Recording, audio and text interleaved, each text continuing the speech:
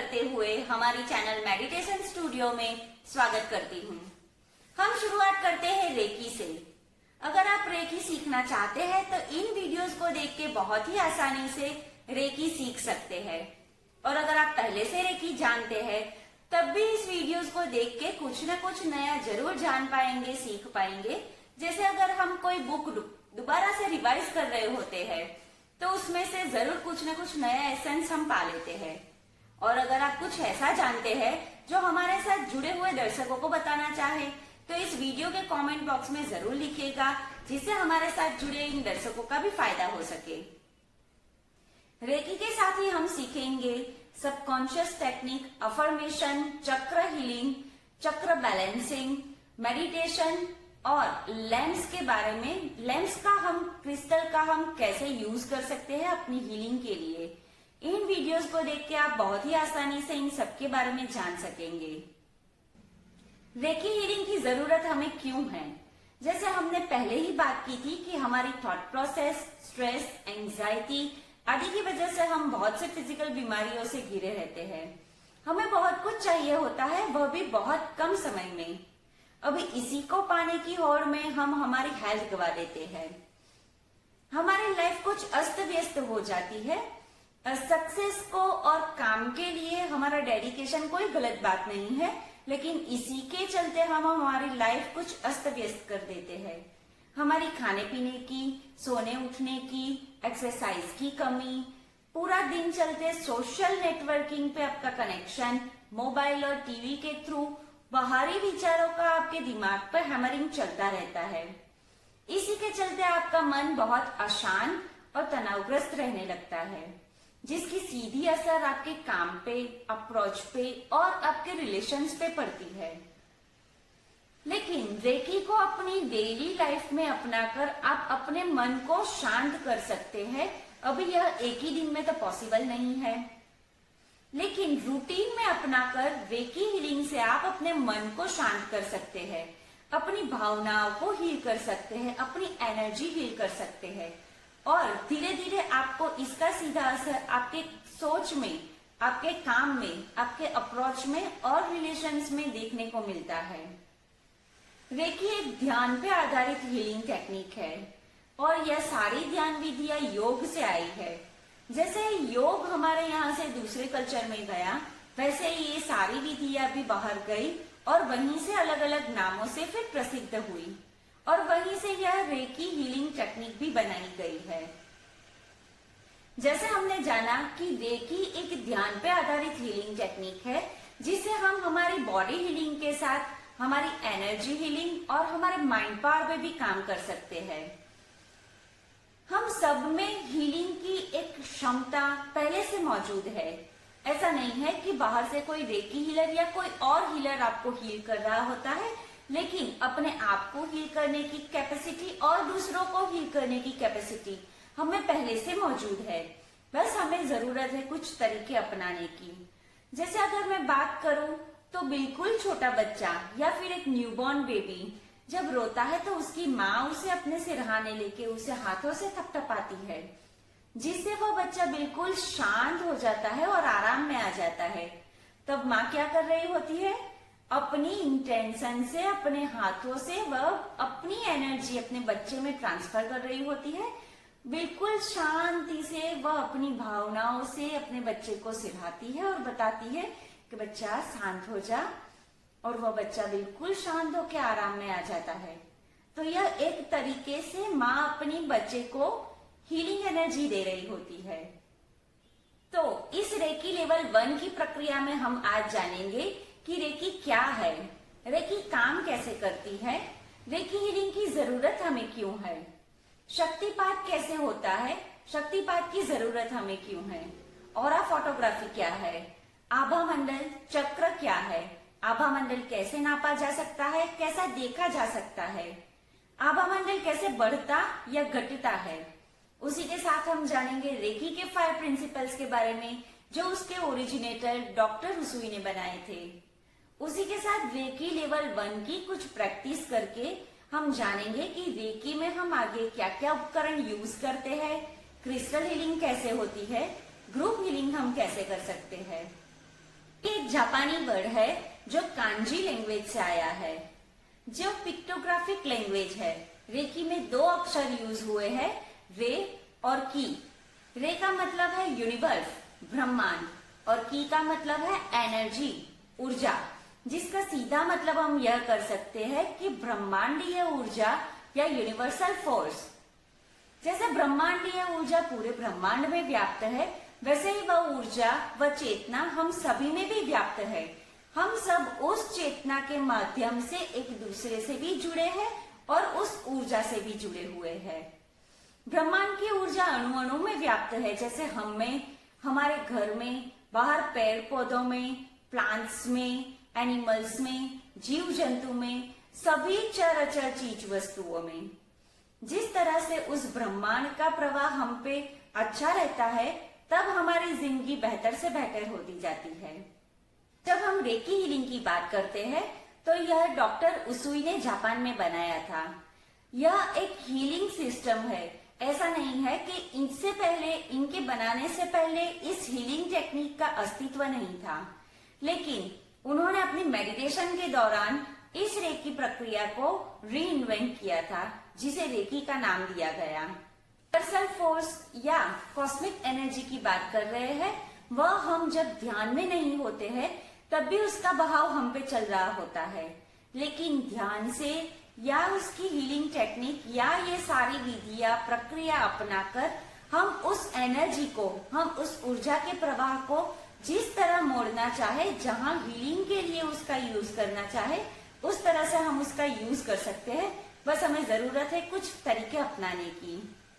Reiki.org पे recce की definition बताते हुए बताया गया है कि reiki is a Japanese technique for stress reduction and relaxation which promote healing, जिसका मतलब है कि रेकी एक ऐसी जापानीज प्रक्रिया है जिसे हम हमारा तनाव कम कर सकते हैं, आराम पा सकते हैं और जिसे हमारी हीलिंग भी पा सकते हैं।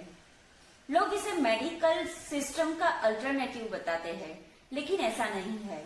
मेडिकल प्रक्रिया अपनी जगह पे है और ये रेकी हीलिंग अपनी जगह पे है। अगर हम मेडिकल ट्रीटमेंट पे है और रेकी कर रहे हैं, तो मेडिकल ट्रीटमेंट का बेनिफिट हम और ज्यादा पा सकते हैं। जैसे कि अगर हम कोई मेडिकल ट्रीटमेंट पे 6 महीने तक के लिए है, तो उसी के साथ डेली रूटीन में रेकी को अपनाकर हम उस टाइम पीरियड को कम कर सकते हैं या उस मेडिसिन से मिलने वाले फायदे को हम बढ़ा सकते हैं। और अगर ऐसा है कि हम डेली बेसिस पे रेकी कर रहे होते हैं, तो हो सकता है कि हमें मेडिकल ट्रीटमेंट पे जाना ही ना पड़े। अभी बहुत सी जगह पर ये डिबेट है कि रेकी एक साइंस है या मैजिक। तो हम शुरुआत करते हैं साइंस से। अल्बर्ट आइंस्टाइन ने हमें एक फॉर्मूला दिया था, E=mc², जिसका सीधा मतलब है एनर्जी को ना हम जनरेट कर सकते हैं, ना ही एनर्जी को हम डिस्ट्रॉय कर सकते हैं। सिर्फ एनर्जी का ट्रांसफॉर्मेशन हो सकता है। हम सिर्फ ऊर्जा का स्वरूप बदलते हैं। जैसे अगर हम एक एग्जांपल ले, तो एक लकड़ी का टुकड़ा ले, उसके अंदर की एनर्जी को हम यूज करने के लिए उसे जलाते हैं, तो हम क्या कर रहे होते हैं, उसकी एनर्जी को जला के हम उसमें से हीट और लाइट ले रहे होते हैं। तो हमने उसकी एनर्जी का ट्रांसफॉर्मेशन किया हीट और लाइट के लिए। बस समझने की वाली बात यह है कि साइंस हो या स्पिरिचुअलिटी, हम सिर्फ ऊर्जा का स्वरूप बदल सकते हैं। सारी चीजें ऊर्जा से निर्मित है। जैसे हमने हमारी साइंस एजुकेशन के दौरान पढ़ा था कि साउंड, ध्वनि एनर्जी, प्रकाश, लाइट एनर्जी, बिजली, इलेक्ट्रिक एनर्जी, गति, काइनेटिक एनर्जी, विद्युत चुंबकीय तरंग यानी मैग्नेटिक वेव्स, हम इन सब से बहुत ही परिचित है। अभी यह हमारी बॉडी के साथ कैसे रिलेट करता है, ये हम देखें। हम एक पत्थर का टुकड़ा ले, उसे माइक्रोस्कोप के नीचे रखें और एनालिसिस करें। जब हम उसे नीचे तक एनालिसिस करते जाएंगे, तो एटम के बाद क्या बाकी रह जाएगा, सिर्फ एनर्जी। अभी हम हमारे हाथ को भी उसी माइक्रोस्कोप के नीचे रखें और उसका भी एनालिसिस करें, तो हमारे भी अंदर नीचे तक हम जैसे एनालिसिस करते जाएंगे, वैसे क्या बाकी दिखेगा, एनर्जी। तो मतलब है एक जड़ में या एक चेतन में, सभी में एक चेतना है। हम में, हमारे घर में, बाहर रखे पेड़ पौधों में, प्लांट्स में, एनिमल्स में, सभी में एक चेतना है। जैसे पानी में भी चेतना है, पानी को भरे रखे हुए ग्लास में भी चेतना है, और ग्लास को उठाने वाले उस हाथों में भी वही चेतना है। मतलब सभी चीजों में एक चेतना है जो पूरे ब्रह्मांड में व्याप्त है, और हम सब उस चेतना से जुड़े हुए हैं। अभी आते हैं हम हमारे विचारों पे, हमारी भावनाओं पे। हम जो काम कर रहे हैं उसमें हम इन सभी के लिए एनर्जी का यूज कर रहे होते हैं, बस हमारी ऊर्जा का प्रकार बदल जाता है। इसी तरह हम पूरे ब्रह्मांड से एक ही एनर्जी का सप्लाई लेते हैं और एक ही एनर्जी का यूज करते हैं।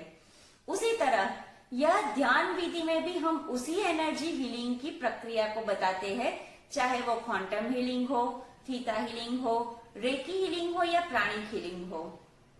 इन सब में हम उसी यूनिवर्सल फोर्स का यूज कर रहे होते हैं, बस हमें जरूरत है कुछ तरीके अपनाने की, जिसे हम उस ऊर्जा का बहाव अपने पे अच्छे से कर सकते हैं और उसका हम जिस दिशा में चाहे मोड़ सकते हैं, और इसी से हम हमारी हीलिंग कर सकते हैं। अभी हम देखेंगे कि पत्थर में क्या कोई चेतना है, कोई इंटेलिजेंस है? अगर है तो वो बदलता क्यों नहीं है? जब तक कि बाहर से कोई उसे हथौड़ा मारकर तोड़ न दे या कुछ हवा पानी का उस पर असर न हो, तब तक उसके स्वरूप में कोई बदलाव नहीं आता है। और अब हम हमारी बात करें तो जन्म से लेके हम जितने बड़े होते हैं तब तक हमारे में ये बदलाव क्यों है?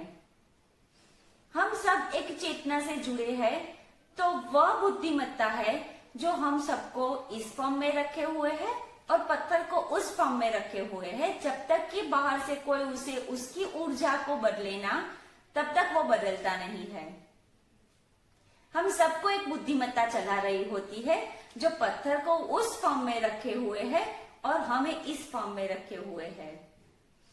हमारे एंशिएंट ट्रेडिशन में बताया गया है कि सभी में एक शिव तत्व है, एक चेतना है, एक बुद्धिमत्ता है जो हम सबको इस फॉर्म में रखे हुए है, और हम सबको एक शक्ति चला रही है।